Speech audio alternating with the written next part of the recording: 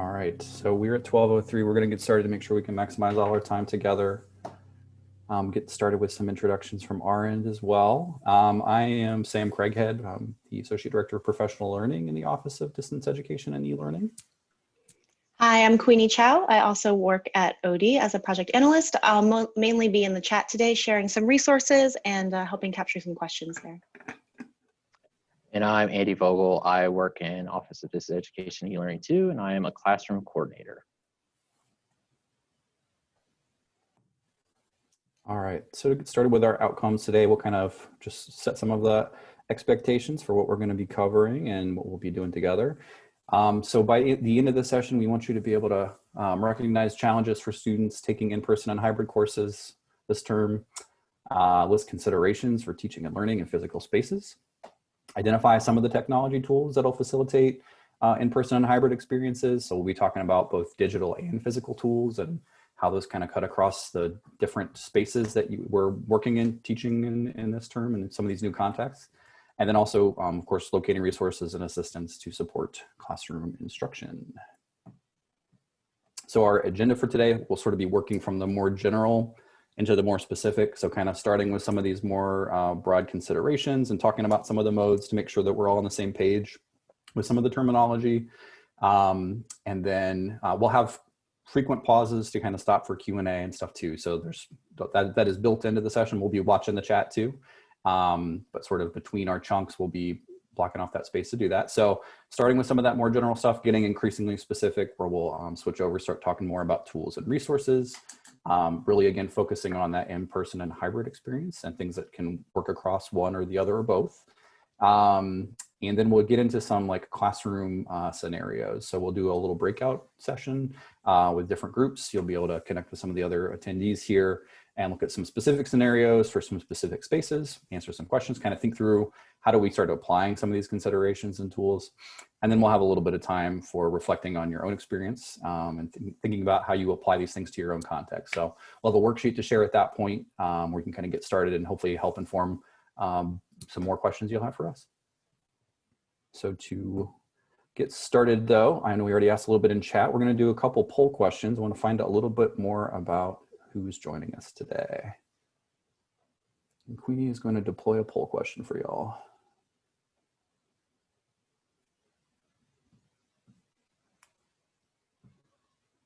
All right, so here we go. What modality are you teaching in this autumn? Kind of get an idea where people are coming from or planning to do.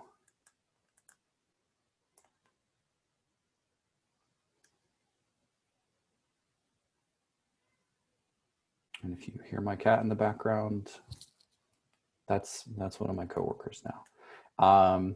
Looks like a lot of folks doing hybrid, smaller percentage in person, and this seems to line up with sort of the general, like what people are, what number of classes are getting scheduled. So this seems like a pretty good representation. All right, and we got one more question, I think. Oh, do I need to share the results, Queenie? Are they able to see that? Yeah, I shared that just a moment okay. ago. This is the second question. So did you teach a course in spring or summer? Looks like a lot of folks have. All right, I think we got enough from people there. Yeah, so it looks like 76% of you did teach back in spring or summer. The rest did not. I realize that might mean that there's some folks who didn't teach because you're a support staff person. But that I think is helpful to know, especially as we're going into some of these follow-up questions here. So moving on from the poll, I'm talking about some of these considerations, right? So I know this slide is in some ways kind of silly. How can we have only 3 bullet points for all the considerations for what's going on in autumn 2020? But really want to kind of start, and we start all of our workshops sort of with the same kind of grounding it in the same space of just recognizing the challenges that we're all facing right now, yourselves, ourselves, our students, and sort of just the coming from a place of empathy for that as like a starting position of how we're approaching, how we're teaching, how we're supporting teaching, the types of things we're trying to do in the classroom and outside of the classroom. So really just wanted to start with that recognition of that and again, we have a lot of resources we'll be sharing throughout that will connect to getting into more detail about this and thinking about how you can build that into your planning for activities and how you're addressing your course and planning for what may still happen and what's still going to change. And again, we'll today be focusing really on that in-person and hybrid experience. So we're really talking about a lot about the classroom side, and we'll get into some of the digital tools that will kind of cut across both. But for many of us, these are kind of new delivery modes, right? Hybrid courses have been offered by the university for a long time, but it hasn't been offered anywhere close to the level that we're doing right now. So there's a whole new set of considerations there. And even the in-person experience at this point is so different than it was before that for probably, I would assume at this point, all of us here have attended at some point an in-person course. Those are different now. So, and just generally want to acknowledge up front that the classroom experience is going to be very different for everybody than we've experienced it in the past. And that health and safety is a major part of that. Also wanted to call out just the distributed nature of how the university has been approaching this fall term. In spring and summer, it was fairly specific. Just about everything we were doing was going online, right? There were some specific contexts, some very small one, like small amount of different types of activities or teaching that could happen in person. But it was a very this is what we have to do. This is how we're doing it. And now this has really been left up to colleges and departments and different units and campuses to figure out their own approaches to things. So if there are areas where we're not able to be super specific, or we do need to just say, hey, this is one where you might need to go speak with leadership from your area. It's not that we don't want to help. It's just that in some cases it really is, it's so different in context to context. So we're going to try to provide recommendations and links to resources that are going to be useful to everybody. Just for reference, folks in our department are working and connecting regularly with people from all the colleges at different levels. So trying to get an idea of what is happening and what those differences are and account for that in the resources we share. So all of these kind of centrally supported resources and things that we're pointing to are based on the input of what we're hearing from folks around the university. So real quickly, just gonna call out some of the terminology around some of the course modality stuff here.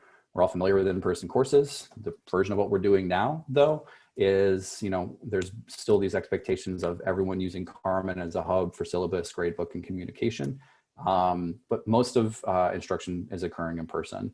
From a technical standpoint and for what students have signed up for, this is any course where 76% or more of the course is happening in an in-person setting. That's like if a student signs up for an in-person course, that's what they've committed to. Next slide here. With hybrid courses, there's a lot of different versions of how we could do this. So there's the technical definition here is somewhere between 25 and 75% of the course is happening at a distance. So again, within that spectrum, it's the other half of that is going to be in-person instruction. But a significant part of that is happening online. So this could be that a student attends class Mondays in person in a building with you, and then on Wednesdays you have a synchronous session over Zoom. That would be one way to do it. It could be that they have class in person with you on Tuesdays and Thursdays, and then there's content online where maybe they're watching lecture videos or other stuff that they're engaging there. So, and there's a number of different ways to do this. Different colleges are approaching it differently, but really, the specifics here is that there is it's chunking out things across the in-person and online space. So some of the benefits for these, I know we're all familiar with the in-person situation. Some of the benefits are also now, come with their own challenges. So feeling connected, being able to meet in person, it makes it a little bit easier to build relationships. I think for most folks, right, you are right there next to other people. There's immediacy of eye contact, facial expression, body language. But now, obviously, with wearing masks, some of those things are even more challenging to get across too. But it's also less cumbersome for the types of activities that we could do. Most of the sessions that workshops I've worked on in the past are around active learning. And so there's a whole spectrum of activities that are, you can only do in an in-person setting. And there's analogs to them that are different levels of complexity that you can do online, but that there's a lot of different things you can do in person that are just hard to approximate. And of course now those things come with their own challenges for health and safety, right? So, having students group around a marker board to work on an activity together is now potentially dangerous because we don't want them to get too close together. We don't want them to be sharing materials and stuff like that. So some of the challenges that we're seeing now, and again, these are some of very many. I'm going to also pull up very briefly here a video that I will share while I'm kind of talking through this. And this is something that we're still currently working on. I just have it muted, but just to kind of get you a little bit of visualizing of some of what this actually looks and feels like. So, for one, students may not be able to attend in person, even for a fully in-person course, if they have health concerns and request accommodation through Student Life Disability Services. So even in a fully in-person setting, there are situations where you will likely need to be accounting for someone participating at a distance. And so that's obviously a huge challenge, right? Students may also not expect using Carmen quite as much as they have in the past for an in-person course. And while this is a challenge and something new to them, we've also heard repeatedly from students increasingly each year that they actually want more use of Carmen. So that's, again, a challenge, but it's also, if we do this and we set this consistent expectation, there's an opportunity there to support them better. And of course, as we're sort of showing here in this video, right, the masks and spacing can make it difficult to hear and to be heard. There's visual cues that you would normally get from seeing people actually talk that are not there. Presents challenges for a number of different reasons, right? And it also requires more energy and focus. So the person that's filming here, when they were doing early takes of this, he was trying to do these 3-minute video clips with a mask on and realized he was sweating by the end, and it actually just takes a lot more effort. So there's considerations for lecture that are different now, that there's also, different challenges you're seeing with, how close students can even get to interact in some type of active learning context too. So a lot of similar ones across hybrid, but there's some new benefits too. There's a lot of research at Ohio State and elsewhere that shows that students have really positive experience in hybrid courses. And there's, all the opportunities of community and relationship building you see in an in-person course, but you can also then carry that over to the online space, and it addresses some of the challenges from a fully online perspective of, how do we do community building in an online situation? But there's also now this flexibility for instructors and students if you do need to switch to remotely, right? So if it comes to a situation like we had in spring, we're partway through the term, we're now at a fully online delivery mode again. If you've designed your course to be hybrid, you've already done a lot more work to try to make things happen at a distance. So you're setting yourself up to be able to make that pivot quicker. And again, same challenges, very similar challenges. Students may need an accommodation for the in-person part of the setting. And so you're still having to think about, how do I deliver things online, even for my in-person things, or how do I capture stuff within that session? And again, same concerns with masks and spacing. If you have any in-person component, it's going to be the same across in-person and hybrid. It's just maybe the amount of days you're doing it is different. Probably the biggest one we want to call out here is the big difference of students needing to keep track of when they're doing something, what they're doing and where they're doing it. So if you're doing things across a physical and an online space, it's really important to focus on communication and consistent, clear communication to make sure students know where to go. So sort of beyond that initial syllabus conversation on the first week of class, how can you keep revisiting that and bringing it up? There's more reminding that you kind of need to do because it's different than the context that they're pretty used to. So again, we'll be sharing a number of resources throughout this. These are some specific links within these pages, and we're also popping these in throughout. But every resource that we're sharing as part of these slides is also going to these same sites, the keepteaching.osu site, the safeandhealthy.osu site, and we'll hear from Andy here in a second about some of the classroom stuff. So I wanted to pause here for a second and ask folks here right now, what questions do you have about in-person and hybrid instruction before we go any further? And we've got everyone muted, so you can feel free to just type those in the chat.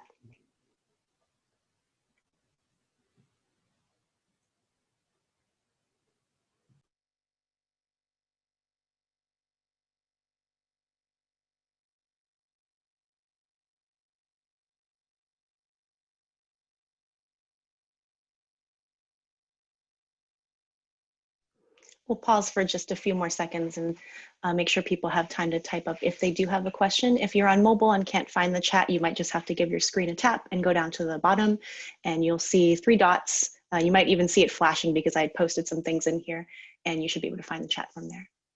And we've got a few that just came in, so I'll just pause here and let Sam and Andy read those. So I think starting from the top here, are they putting recording equipment in classrooms?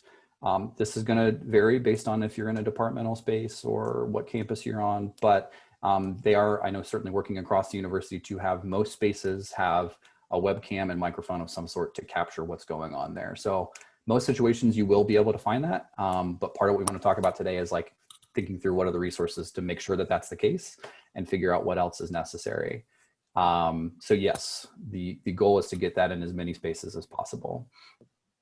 Requirements for cleaning. I know on the Safe and Healthy website, there are some notes there. I think this connects well to that second question, where do we get supplies?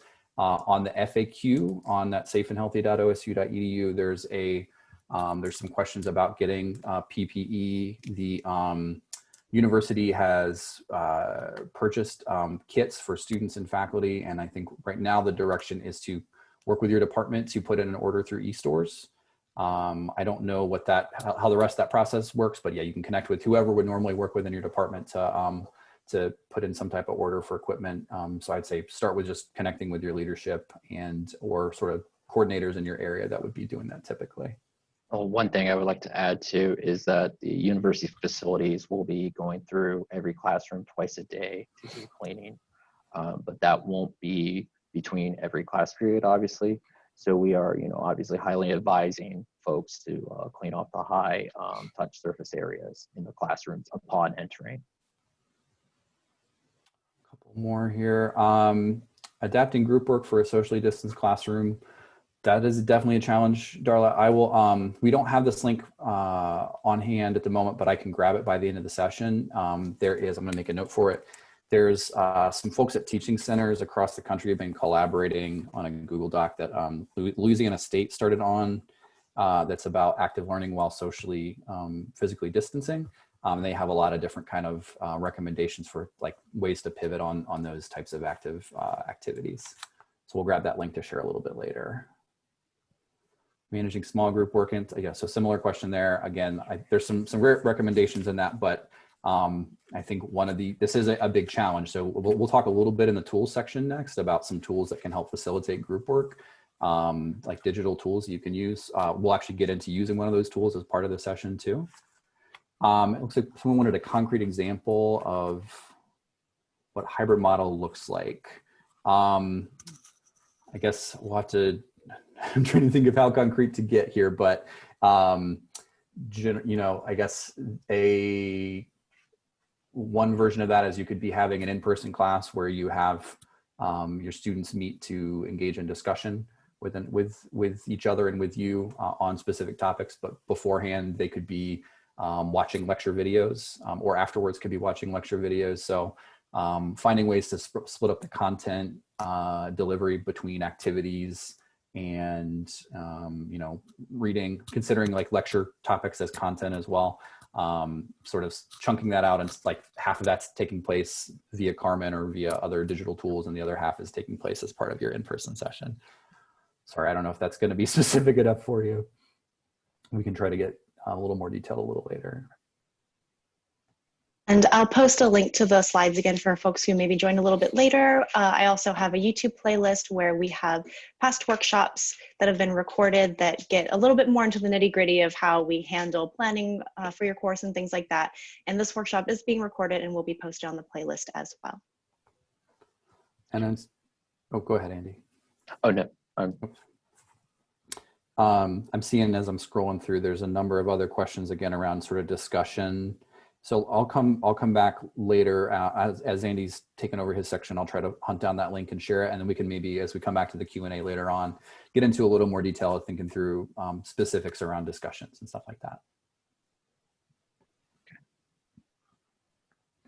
And then let's see, we'll try to take another minute here. Are there other, Queenie or Andy, were there other questions you're seeing that you have an answer for? I'm going to try to grab a couple and think through a good response.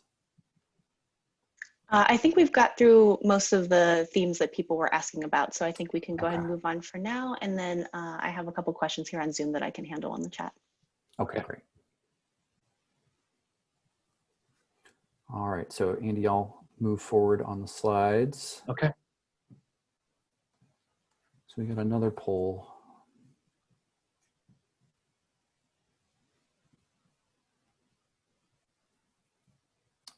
Here we go.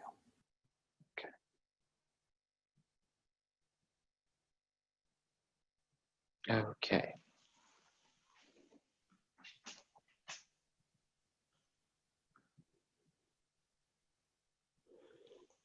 So I'm going to give a few more moments while everyone's votes come in. And Sam and Andy, did you mean to have your PowerPoint slides showing at this point? Yeah, Sam, would you want me to share my screen, or do you want to share your screen and I can just work off of that, whatever you would like to do?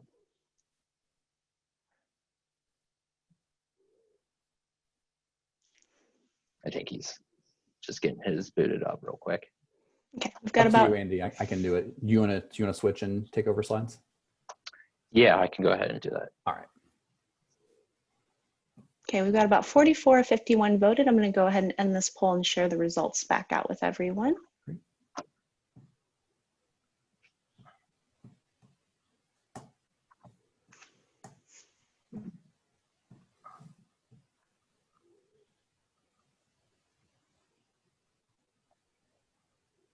Looks like a lot of familiarity with Canvas, Zoom, and Buckeye Box. All right. Andy, have you been able to connect? Sorry.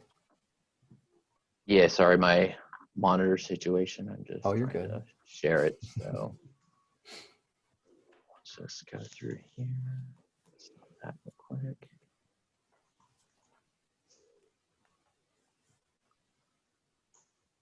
There we go.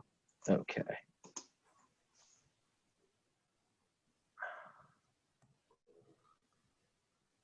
Okay, so everyone should be able to see that now.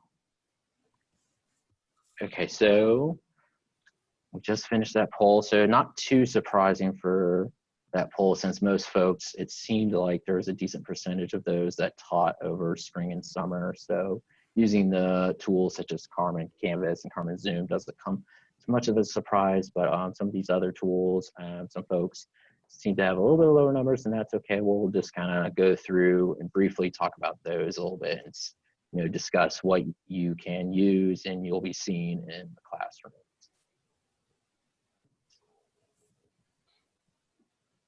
Okay, so for both in-person and hybrid teaching tools, you know, obviously we're going to be recommending, you know, Carmen Canvas. You know, Sam, you know, discussed how that's kind of like the hub for assignments, quizzes, and grades for, you know, both in-person and online classes.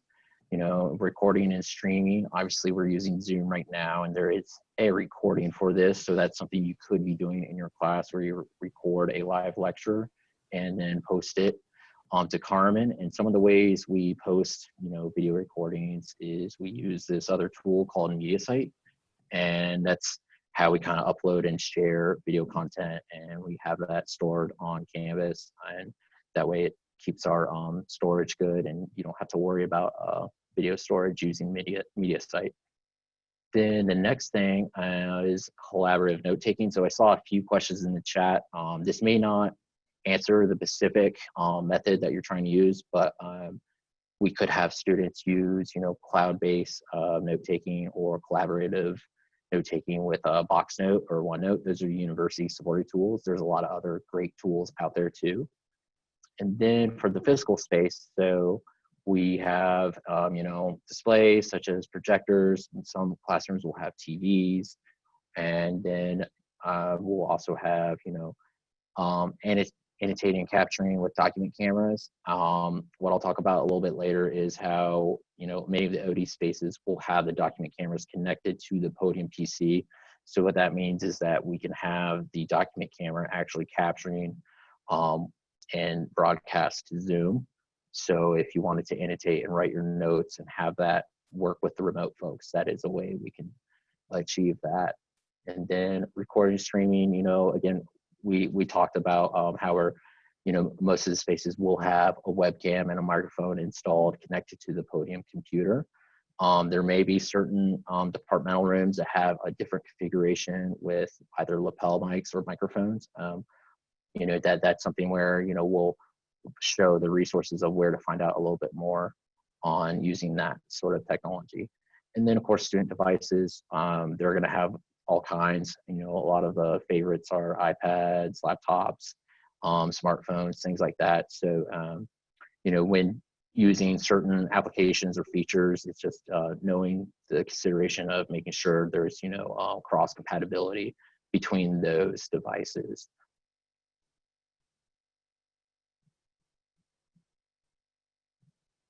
Okay. So focusing on classroom technology, some things that may be seeing that are different. So you may be in a new space where the podium looks different from the one you used before. It may have a different control system or touch panel interface than you may have encountered previously, but that will still control the display, podium, computer, and those features.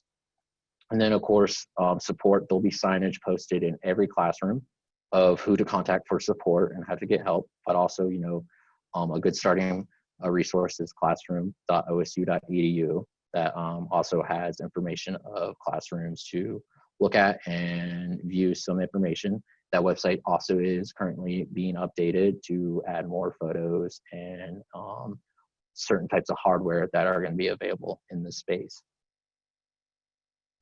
And then, of course, safety. We talked about this a little bit earlier. So, facilities will be cleaning the rooms twice a day.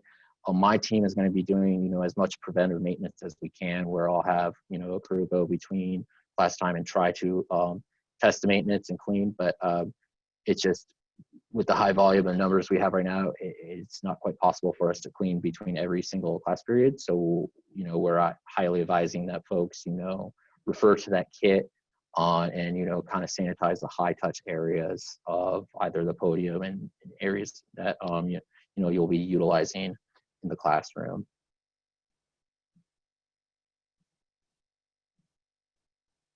And then touching again on recording streaming. So many spaces will have the webcams, but not all. And a way to, determine that is to look through the resource of classroom.osu.edu.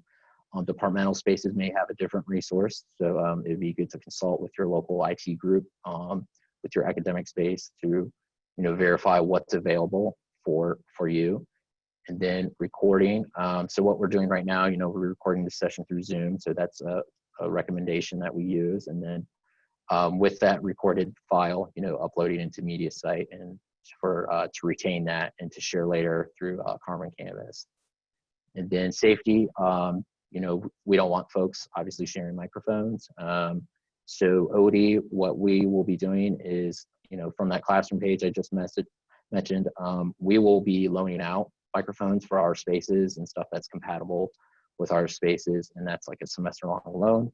That will begin next Thursday, and we'll be doing that out of Henderson Hall. And so those will be available for the OD spaces. We'll walk you through to make sure the compatibility and everything is there and makes sense.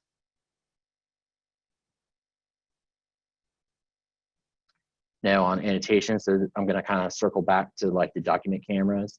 So different spaces will have, different types of hardware in them. And, we have a lot of document cameras for our OD spaces, and that, will involve some that kind of look like the traditional overhead projector, kind of like the camera facing down on, a flatbed, but then there's also going to be some that are more on the swivel arm. The nice thing about these document cameras is they're plugged directly to the computer. So once you start the Zoom session, you'll be able to operate the document camera through the computer. And this gives you an opportunity, obviously, to take notes and annotate and have that be broadcasted, and you can record that too. And then again, just kind of mentioning the PPE kits. Sam talked about contacting your departmental fiscal folks for getting that purchased through eStores. On Campus News, published an article stating that those PPE kits will also be available for students at no charge. They'll be giving those out at the Ohio Union and the Thompson Library during the first week of classes. So that's a, a good thing to just refer folks, to say, even if they may already have a mask, it doesn't hurt, to get a couple others.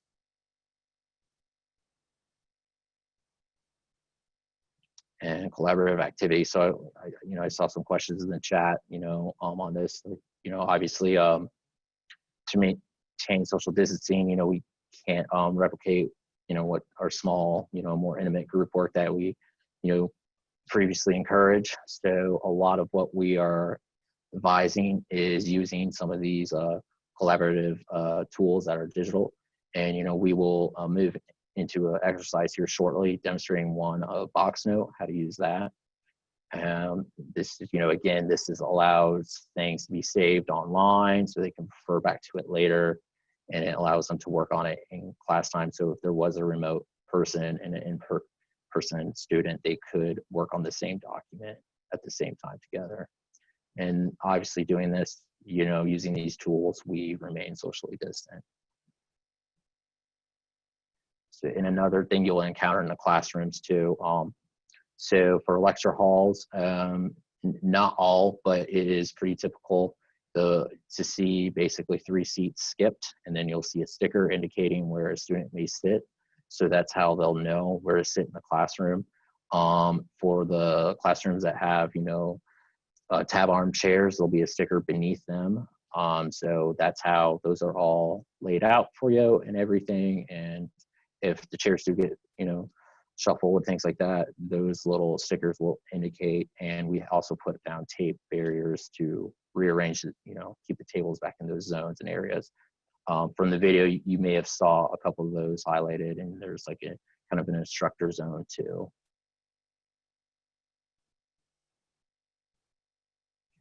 And then again, I just relaying some of the same resources again, classroom.osu.edu. And then the technology tools, Keep Teaching, that's gonna, reiterate a lot of the things that the Carmen Key 3 that many of you probably already are familiar with, but those who are, teaching for the first time this fall, that's a good starting point to refer to. And then of course, the Safe and Healthy classroom, that's gonna have what the stickers look like, little icons there, some information about that. And also we'll have some information about, student accountability and the processes that go along with that.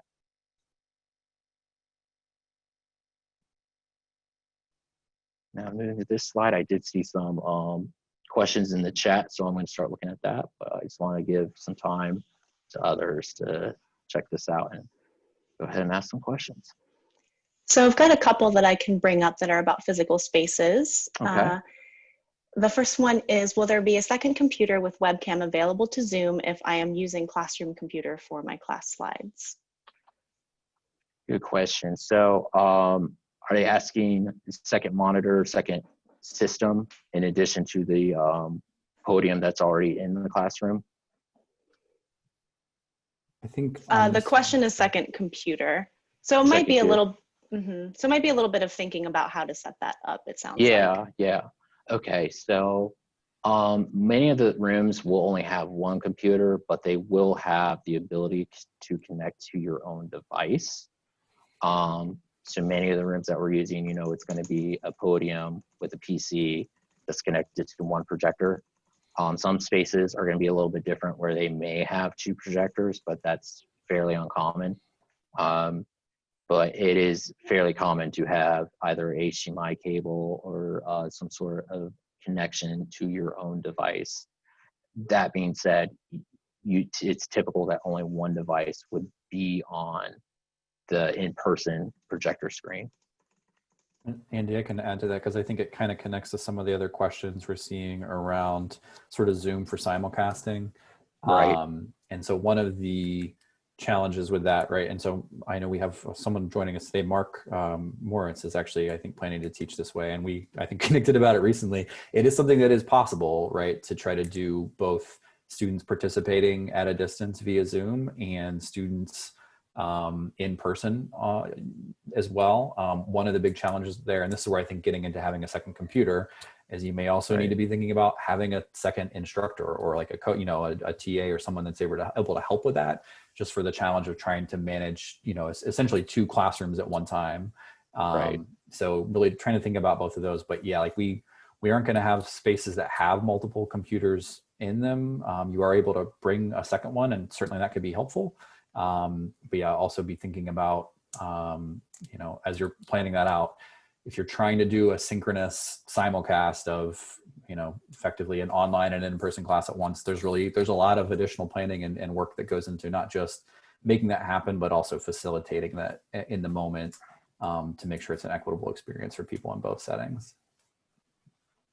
I had another hardware question. How do you connect the document camera to the computer to record it on Zoom? And it looks like actually Terry chimed in the chat and helped us answer that one. Okay. I think that's a pretty good answer there. And then there's a couple other ones that just came up as well. Where do we get additional devices to bring? I think this is probably, I guess, depending on what the devices are, if we're talking about actual computers or whatever, this is where you need to connect with your department, college, or unit leadership to sort of see what is available there. From our end and equipment alone, I think at this point we're primarily just providing like microphones for those spaces that need microphones. Andy might know a little bit more about some of the stuff that we do have, but yeah, as far as like providing additional devices and stuff like that, it's not something that I am aware of a central resource that is available to people right now. Yeah, Sammy, you are pretty accurate on that. It's definitely something we're consulting with the department to see if there's those additional devices are available. I saw one come up a little bit earlier. I looked at my classroom space today. The classrooms only had 8 to 9 seats. This means that students may fill every seat. No need to look for stickers. Oh, yeah, I understand. So, yeah, so in some of those spaces where it is just a smaller room, they are already socially distanced. The stickers are more just to indicate the placement of the chair. When I was talking about where to sit, I should have been more clear on that's for lecture halls. So where there's fixed seatings where we couldn't remove the furniture or chairs, we mark down the seating where they are able to sit and still remain socially distant. Thank you for that.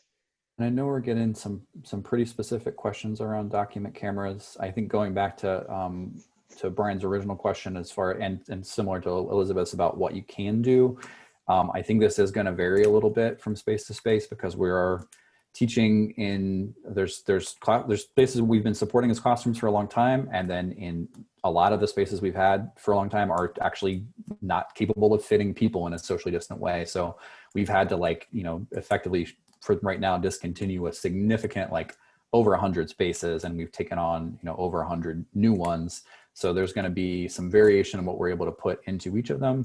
And again, if you're in a departmental space, it's going to be different there too. I think to Elizabeth's point, there are sort of different ways you can connect document cameras and advanced levels of what you can do. I think because it's going to vary a little bit with what's in the space, it's going to be useful to check out the space you're in, see what's available, and you can connect with the classroom support to have them help think through what's the actual way to do this. I think in most situations there are a couple of different ways. It's just going to be a little bit specific to space. Or does that feel accurate, Andy? Yes, that's accurate. And we are also working to try to develop some additional resource videos just that are more informative about document cameras and some of the functionality of Zoom. Let's see, Brian mentioned assuming TA doesn't have a second device, wants to record on Zoom, how do they use the document camera? I think, again, this might be one where it might be better to try to connect in the specific context of a space. Yeah, I mean, it's possible to connect a document camera to the computer in the room. And I think that's ultimately what we are shooting for. But again, there are a lot of different possibilities. Just some of them may be more complicated than others. I know real quickly, I saw one other around if we've tested how well microphone works when a mask is worn. Yes. Andy, do you have any specifics on that? Yeah, so I've personally tried it, and I wore 2 masks while doing it just to do a test. There's obviously a difference in how you sound but while wearing a lapel in Independence Hall and recording it, it's audible. It's still, you're still able to hear it. There will be adjustments, you'll need to make with the volume settings on the microphone or on the touch panel itself. But it is I'm happy to report that it is a slight difference. It's more just what Sam was referring to, what our colleague Scott is, when you wear it during, a long lecture, you will notice it more. And, it can be, it's something where, you just have to be considerate of while wearing it, it can take a while to adjust to. And before we move on, just one thing as I was scrolling back through some of the questions, another theme sort of around, multiple devices and Zoom. There's not you don't have to have multiple devices to do this. So Right. as we're saying, if you want to use and encouraging folks to use Zoom, you can use Zoom on the in-room computer, right? You don't need to have multiple devices to make this work. Right.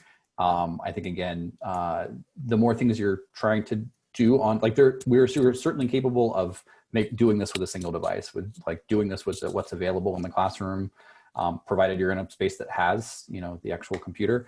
But yeah, it's the second device I think can be more helpful if you are trying to, if you have a TA, if you are trying to have multiple people help with the instruction Right. and support, being able to like work across kind of different modalities. For one, if you are lecturing and showing slides, on the actual in-room computer and maybe projecting those, or even like while you're doing that, recording those using Zoom, recording what you're doing. If you want to have someone able to monitor the chat while you're covering that, that's where you maybe want to have another device and someone who could be sitting there focusing primarily on like that collaborative component of like the chat in Zoom. I mean, again, like this is why we have 3 people here and we have Queenie helping with the chat monitoring. It is complicated to try to juggle all those things at once. Yeah, I've got one I wanted to bring up. I'm not sure if you guys got around to addressing it quite yet. Okay. And this is, if we start out teaching a hybrid session in autumn and the university needs to move to online only, what will be the expectations for instructors from the university? For instance, will the 25% mandate be removed as the hybrid course transitions to online only? Thanks. So I think this is another thing where it's going to be probably at the college level, so how the decisions get made. But if we move to online only, I think the expectation is we will find some ways to make sure that everything is done online only. So I apologize if I realized there were a number of questions kind of around some of those percentages, and where that comes into play is really in like the way that classes are scheduled and how that connects with the registrar's office. So those designations are needed up front, but there's not something that's getting policed after the fact. Just part of it is also helping set up students for the expectation of like, what is the difference between these types of courses and what is an in-person versus a hybrid. So yeah, I'm not aware of there being any type of mandate or thing that's tracking that effectively. But if we're moving to a place of needing to be fully online, we're all going to be fully online, and the recommendations and decisions and clarification on that will come when it happens. I think we got to most of the main themes that came up. Okay. So if people feel like there are any things that we have missed, feel free to get them into the chat again a little bit later for the next pause. I do apologize if we missed some of those. And just for the sake of everyone, if for some reason people still have questions after this session, I've been having people email carmen@osu.edu. Is that the case for this topic as well? I probably wouldn't want to go straight to Carmen. We'll Okay. share a link at the end for like the Keep Teaching site. In some ways you can connect with us later. But I guess Okay. also to that point, we will be able to stick around for a bit after the session to cover those too, and we can get a little bit more specific based on those needs. Okay, sounds good. Thank you. Okay. All right. So our next slide here is we're going to actually get into a breakout activity where we can use some of these collaborative tools that we were mentioning earlier. So the first step here is to go to this URL at the top, which is the go.osu.edu autumn 20 classrooms. So I'll give you a moment to go there. And then once you're there, just hang out for a second because we will be moving everyone into breakout rooms in Zoom. If you haven't done breakout rooms in Zoom, what will happen is the screen will change. That's just normal.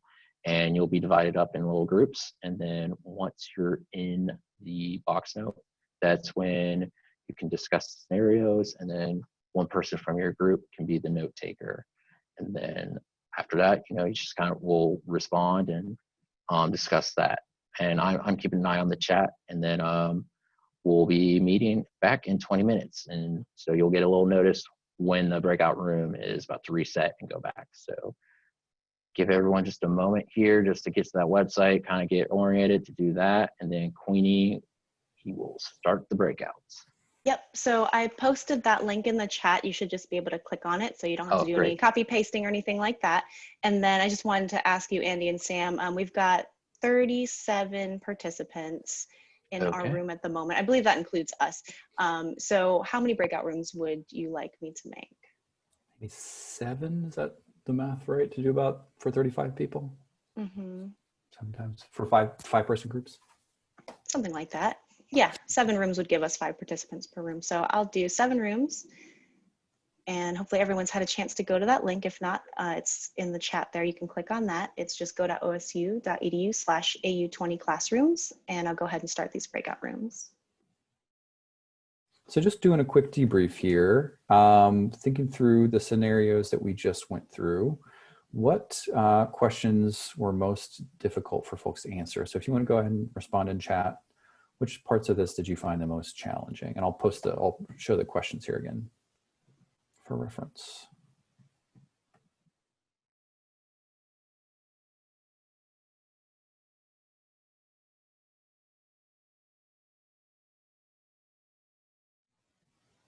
All right, we're getting a couple of responses here. One of the first being one of the classrooms didn't show up on the classrooms.osu.edu site. Guessing a lot of people noticed that. For the group that I popped in on, yes, I did call this out as well. That was intentional. So part of the challenge is that we do have a lot of spaces that people are getting scheduled in that are not just the ones that are centrally scheduled. So I wanted to help folks think through some of those considerations for where do I get information about this if it's not provided in that central location. And I see Ellen mentioned knowing what a layout might look like currently versus past and how to get a definite tally. So I think Andy touched on this too. One of the things that is, and I mentioned this in the breakout group I joined, because there have been a lot of changes and things have continued to evolve, like even that decision on Friday that was announced as far as now changing the cap for how many people can be in an in-person class from 100 to 50. That meant we have to go change some of the classrooms that we're working on. It means that the registrar is changing who's scheduling those. For those of you who do departmental scheduling, there's changes to the scheduling there. So there's a lot that's happened in that case. So we are at work even right now today. There's someone working on that website to be adding that stuff. So if you're looking for spaces on the classroom site, they're going to be adding more spaces. They're going to be adding more detail. We are taking pictures of the rooms with the new settings. And so part of that is like when a space gets added and then because of a change at the registrar level is pulled back out, we have to go and update that. So we are working on that. So if you're not seeing something right now, it doesn't mean it's not going to be there soon. And that is why we wanted to try to keep pointing to these resources rather than have our specific answers be the definitive solution here, because we are constantly adding stuff to these sites to make sure that they're as up to date as possible. So we're offering the session again a week from tomorrow, and we're hoping by then that we're actually able to have those specific, photos of classes up to be able to point to people. I realize that's not ideal. It is just sort of the reality of getting 120 new spaces added to our support list in the last month. So yeah, that is definitely one of the challenges we have. So I'll move on to our sort of just another debrief question real quick here. Oh, and one more. Are cleaning supplies provided in all the classroom spaces? Do we need to bring them to the rooms? Andy, do you have a response to that? Yeah, so I know that there'll be sanitation stations at every building, and I know they're trying to get to every entranceway, hallway, that sort of thing. Inside of the actual classrooms, it's going to vary. So not every room will have cleaning supplies. It's really going to be on getting the faculty or student kits that has those cleaning supplies.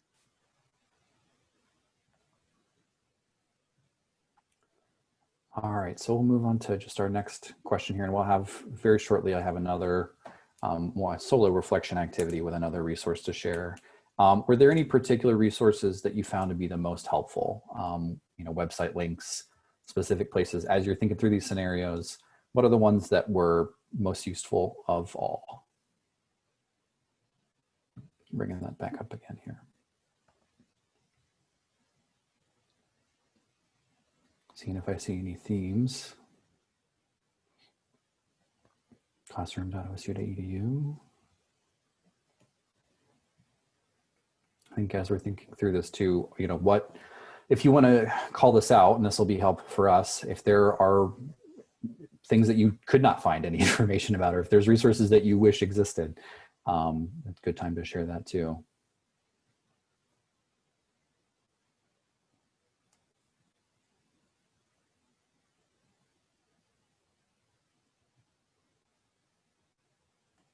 All right, just to make sure we can get moving here. Oh, didn't know about the classroom search site. Okay.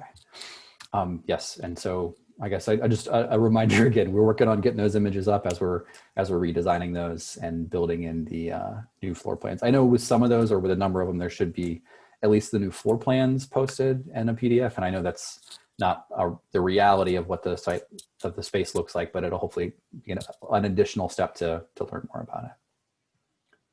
So Andy, I'll pop the slides back up. I think we can move on to our last activity here. 1 second. Trying to manage all my windows. Okay. So we're just going to have another activity here, but it's only going to be 5 minutes. So another link, and we'll post it in the chat a few times. Queenie's going to go ahead and do that for y'all. But so navigate to another website, go.osu.edu, Autumn 20 worksheet. This is going to be a Word document that you can download and view, and be able to answer the questions about your own courses and classrooms from Autumn. And we would like you to, to make a note of questions that you may have for us. We'll give you 5 minutes to just do that, and we'll keep an eye on the chat for any other things to come up.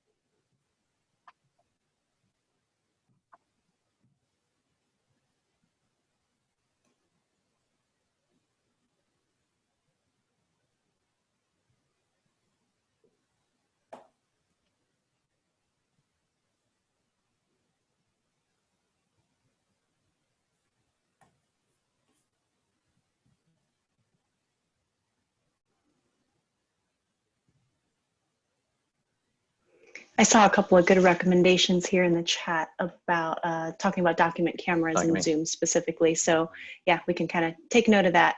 And we'd love to answer those a little bit more specifically at the end of the session when we have a lot more time for open questions, just because they're a little bit more technical. So hold on to that for now, and we'll get to that for sure.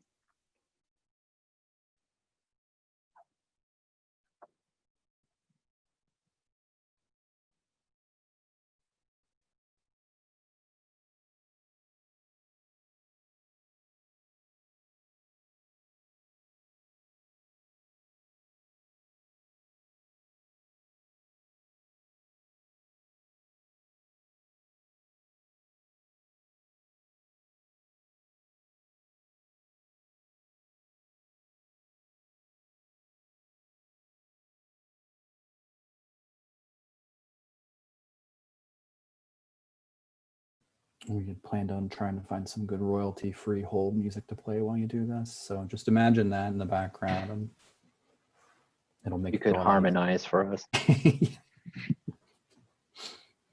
We're going to wrap this session up with just some quick vocal harmonies from the presenter.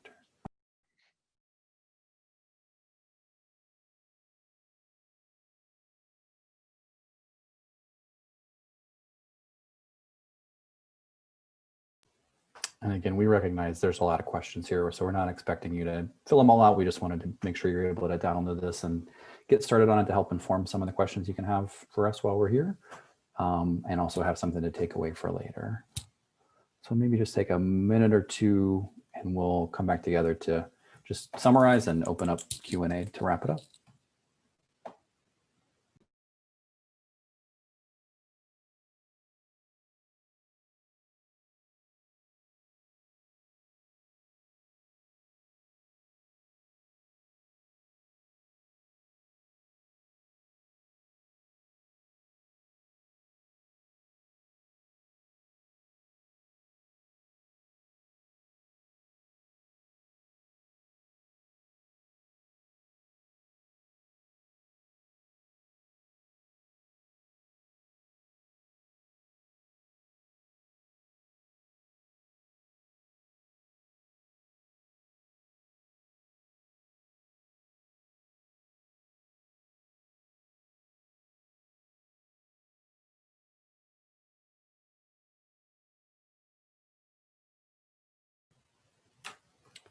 Brian just called out in the chat, is it bad for many of my answers to be, I don't know? No, I think that's realistic right now. So I think this is part of, we're trying to come up with answers ourselves to more of these questions. And I know as we get closer to the term and people actually are coming back, there's a lot of things that we'll be figuring out. But so yeah, not a bad thing, just I think a reality of the situation, and we want to be thinking about how do we try to find answers to these questions. So we want to do what we can while we're here today to help with some of that too. So I guess considering that we've only got a few minutes left, I'll move on to our last couple slides and then just open up Q&A. And again, we'll be able to stick around afterwards beyond the runtime of the session to handle additional Q&A if you can get it. So key points for today, you know, these health and safety considerations are affecting our teaching strategies and what's possible and what's feasible and what's safe to do in a classroom now. In some ways, I know that goes without saying, but I think it's worth acknowledging and thinking about as we're trying to plan things out and think about what we really can do. And beyond that, know what you can about your classroom and where you can go for help.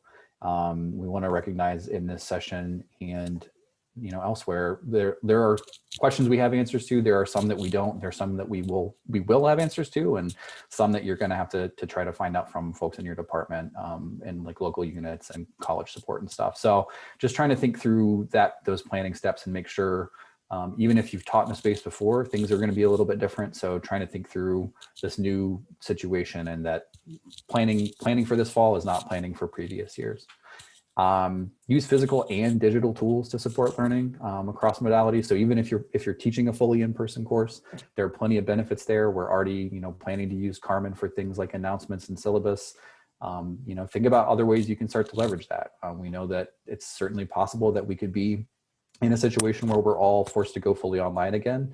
So the more thinking through that you do in advance, the better you're setting yourself up for if and when that happens. So really thinking about the different tools that are available. And again, beyond that, like as we've seen, and there's also research beyond Ohio State to indicate there are benefits to students and good experiences in hybrid settings. So even with fully in-person classes, I think there's some tools and some practices you can take away that, even though we're using them in an emergency setting, can also be valuable in just whatever the future normal becomes type of teaching setting. And then lastly here, just communicating with students about this modality and expectation. Just as many students, I think, have similar questions or are new to this idea of these new teaching modalities, are new to this new reality of what classroom experiences are like. So just being ready to communicate with them a lot in the same way that you would hopefully be able to, in a normal previous in-person class, if you're meeting 3 days a week, you're going to have certain reminders for them when you meet. So just really be planning to have those repeated communications and think about the different channels to do those in and how to just be consistent and keep everybody on the same page. So again, we've pointed to versions of these sites over and over again throughout the session. We really want to keep pointing you back to these because they are there's a lot of information there. There's a lot that will be added and modified as things change. So these are really going to be, these are your central hubs for finding out information about these spaces. I know on the classroom side, we're also working to try to provide some additional information that may apply beyond what we're doing with essentially supported spaces. So working to make that more of a hub than it has been in the past. Obviously on that Keep Teaching site, there's tons of resources there. You can really dig into some strategies and recommendations for these different types of settings that go well beyond what we covered here today. And of course, the Safe and Healthy site. This link here, there's a number of sections just for faculty and staff, and there's some just on teaching that has like a pretty long FAQ list of, with direct answers to those questions. And some of those may change as we go too. But those are the three main resources you want to keep going back to. So now that we're here at the end, what are our remaining questions folks have about preparing for this autumn experience?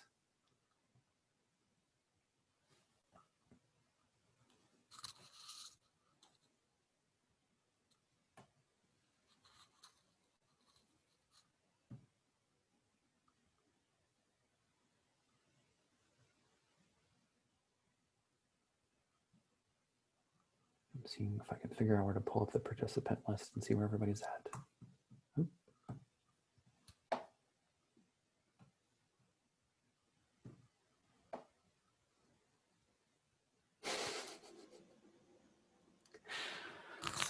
Is there any date when Ohio State will stop announcing new syllabus statements? That's a great question. Hopefully we're getting to a point where we're close. But yeah, I recognize the challenge there. There's this constant shifting on things is definitely a struggle. Do we have resources for group work of an in-person class? So I'll grab this link again and paste it in. I shared it earlier, but I know the chat went away. There is, where did we go? How many windows can I have open at once? Active learning while physically distancing. Oh, I must have closed it, and I will come track it down again. But there is, there's a resource from Louisiana State that has a lot of great recommendations for different ways to shift active learning strategies to account for distancing. I think also along those lines, as we're talking about group work, one of the box note that we used earlier, thinking about how do you use things like breakout rooms, how do you use things like collaborative note-taking apps to facilitate ways for them to collaborate in a single space, but without having to, like, you know, share markers or chalk or, you know, get close to each other. I'll grab that link again here in a second. Amay, the question around how to handle if students don't wear masks or wear them properly, there are some recommendations on that Safe and Healthy website. If you go to the FAQ, I think. Yeah, on the main site for Safe and Healthy Buckeyes, if you scroll down maybe midway through the page, there's a paragraph that's labeled accountability measures, and there's a link there that talks more in depth about that. Yeah, I can post a link. Collaborative notes. PDF for that, Amy. For more about collaborative notes or digital collaboration, do we have, Queenie, are you aware of a good resource on like Buckeye Box? A specific one? I can find one from the Resource Center. So the two collaborative document options that we've been recommending a lot are Buckeye Box, which is box.osu.edu, and the other one is Office 365. So I can find those links and send those in the chat here in a moment. And I see Hope mentioned sort of the challenge of teaching in person with slides projected while also recording to Zoom. So one way to actually do that would be to pull up Zoom on the actual computer that you're projecting and do a screen share. So even if you're teaching in person, you could still have it be done through Zoom. So recording in Zoom, doing a screen share so your slides are up on that computer, but could also be projected at the same time. But yeah, I can look into if that's something we'd be able to create a video resource on as well. Trying to make sure I get through these. Digital documents for group. Oh yeah, looks like Elizabeth shared a number of good ones there. I know if there's folks joining us that work on them in the Med Center, there are some limitations of access to some of the Microsoft 365 items. My understanding is there's some workarounds for that you can either connect, you can try to contact your departmental support and see what the options are there or what they recommend. I think they've been able to make some exceptions to create special accounts for folks at the Med Center. If you contact the IT service desk, so that 688-HELP or 8help@osu.edu. Yeah. Digital notation board. Andy, is that? It says our classroom lists one. I'm wondering if that's like a smart board type thing or. Okay. Yeah, I'd have to look at the classroom to see if you could share the room. I can look it up on our website. Okay. Yeah, April. So yeah, if you want to share the room, April, we can try to look that up. I think. See, does that mean digital inking is available? I think that, yeah, Elizabeth, I think that's going to depend. There's still a few, we have a few classrooms that had some version of digital inking, like in a very limited number of spaces, but it's not a lot of them. And I think it's, I know you taught in one of them before.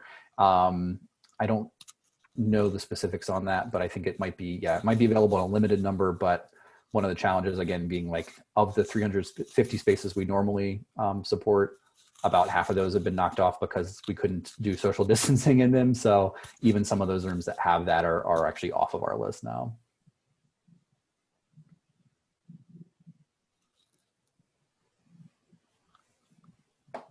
So I'm going to stop the screen share so I can try to track down this active learning while physically distancing link again.